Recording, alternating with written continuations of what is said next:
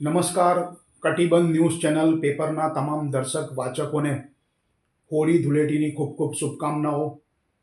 દર્શકો, આપણે કટિબંધ news channel paper 27 વર્ષથી સતત ચલાવી રહ્યા છે અને આ દરમિયાનમાં શહેરમાં, મધ્ય ગુજરાતમાં કે અન્ય કોઈપણ જગ્યા પર કોઈપણ અનીતિ થતી હોય, કોઈ ખોટી વસ્તુ થતી હોય તો સતત તેને પ્રકાશિત કરીને જનતા અને ઉચ્ચ અધિકારીઓ સુધી એ વાત પહોંચે, તંત્ર જાગૃત થાય અને તેના પર અમલ થાય એવી કામગીરી કરવાની સતત પ્રયત્ન કર્યા છે અને એ પ્રયત્ન અમારો સફળ પણ થયો છે.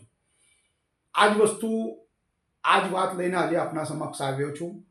સૌથી મોટો મુદ્દો એ થઈ ગયો છે કે આજે કોઈ પણ ખાધા ખોરાકીની ચીજ વસ્તુ આપણે જ્યારે બજારમાંથી લઈએ છીએ, એ પેકિંગમાં હોય કે ના પેકિંગમાં હોય, એ દરેક ચીજ વસ્તુમાં ખૂબ જ મિલાવટ થઈ રહી છે. અને આ મિલાવટ એટલી હદ સુધી થઈ ગઈ છે ને કે આજે એ ખાધા પછી દરેક વ્યક્તિ કોઈના કોઈ પ્રકારે બીમાર થઈ રહ્યો છે. કોઈને આંતરડાની બીમારી થઈ રહી છે, કોઈને પેટની બીમારી થઈ રહી છે, અન્ય અનેક પ્રકારની બીમારીઓ આના કારણે થઈ રહી છે. તમે જોઈ રહ્યા છો, ઘણા મીડિયામાં આવે છે કે પનીરના સેમ્પલો ફેલ થયા છે, પનીર ફેલ થઈ રહ્યો છે, બટર ફેલ થઈ રહ્યો છે. અને વડોદરા શહેરની, માત્ર હું તો વડોદરા શહેરની વાત કરી રહ્યો છું, વડોદરા શહેરની જાણી માની હોટલો, રેસ્ટોરન્ટો જેના સેમ્પલો સતત છેલ્લા 5 વર્ષથી તો અત્યંત વખત ફેલ થયા છે.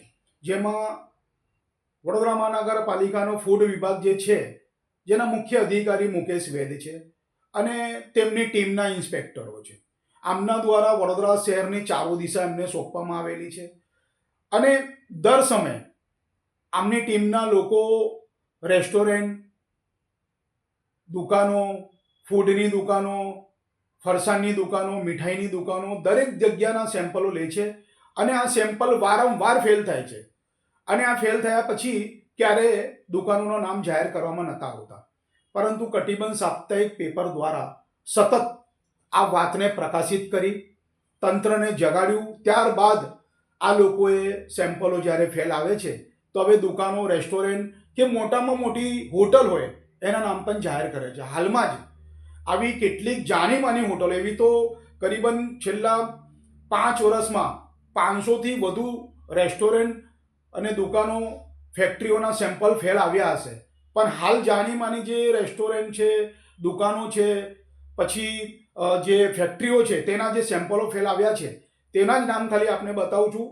જેમાં સૌથી મોટું નામ છે વડોદરા શહેરના અલકાપુરીમાં આવેલી એક્સપ્રેસ હોટલ, જેની ખાધા ચીજ વસ્તુનો સેમ્પલ લીધો ને તે ફેલ આવ્યો છે. એવી જ રીતના હનુરામ છે, તે પણ બહુ પ્રખ્યાત મીઠાઈ વેચનારી દુકાન છે અને ત્યાંના પણ સેમ્પલ ફેલ આવ્યા છે. તો આવી રીતના તો અનેક જગ્યાના સેમ્પલ ફેલ આવે છે, પણ થાય છે શું? એના પર કોઈ કડક કાર્યવાહી થતી નથી. રાજ્ય સરકારના કાયદા મુજબ વડોદરા મહાનગરપાલિકા ધારે તો કોઈ પણ હોટલ, રેસ્ટોરન્ટ કે ખોરાકી વેચતી ચીજ વસ્તુનો જો સેમ્પલ ફેલ આવે છે તો એ ફેક્ટરી, એ દુકાન, એ જગ્યાને સીલ કરી શકે છે. તે માલિક પર કડક કાર્યવાહી કરીને એને 2 વર્ષથી વધુની સજા પણ કરી શકે છે. પરંતુ થાય છે એવું છે કે માત્ર નજીવો દંડ જે કરવામાં આવે છે, જેમાં 2005 દંડ કરીને આવી રેસ્ટોરન્ટો, દુકાનોને અને માલિકોને છૂટા મૂકી દેવામાં આવે છે. જેના કારણે, તેના પરિણામે આ પરિસ્થિતિ થઈ રહી છે કે આ જે લોકો મિલાવટવાળી ચીજ વસ્તુ વેચી રહ્યા છે તે હવે વેચવામાં માહિર થઈ ગયા છે અને એમને વેચવામાં હવે કોઈ ડર બી નથી. કારણ કે એમને ખબર છે કે વડોદરા મહાનગરપાલિકાના ફૂડ ઇન્સ્પેક્ટર આવશે તો સેમ્પલો લેશે, સેમ્પલો લીધા પછી શું થશે? નજીવો દંડ, તો અમે દંડ ભરવા તૈયાર છે. તો હવે શું આવા લોકોને એક સર્ટિફિકેટ મળી ગયો છે આરોગ્ય વિભાગનો કે આ લોકો મિલાવટવાળી ચીજ વસ્તુ વેચશે અને વડોદરા શહેરના શહેરીવાસીઓ આ જ વસ્તુ ખાશે, આ જ વસ્તુ લેશે? મારું ખાલી જે દર્શકો, વાચકો છે એમને એટલી જ વિનંતી છે કે જે રેસ્ટોરન્ટો, જે દુકાનોના નામો મીડિયામાં પ્રકાશિત થાય છે એવી જગ્યાનો બહિષ્કાર કરવામાં આવે, એવી જગ્યાથી ચીજ વસ્તુ ખરીદવાની બંધ કરવામાં આવે તો જ આ મિલાવટની ચીજ વસ્તુ બંધ થશે. નહીં તો આ ધંધો એવો જ થઈ ગયો છે જેવો દારૂનો. દારૂ બંધ થતો નથી એવી રીતના હવે મિલાવટનો ધંધો પણ બંધ નહીં થાય.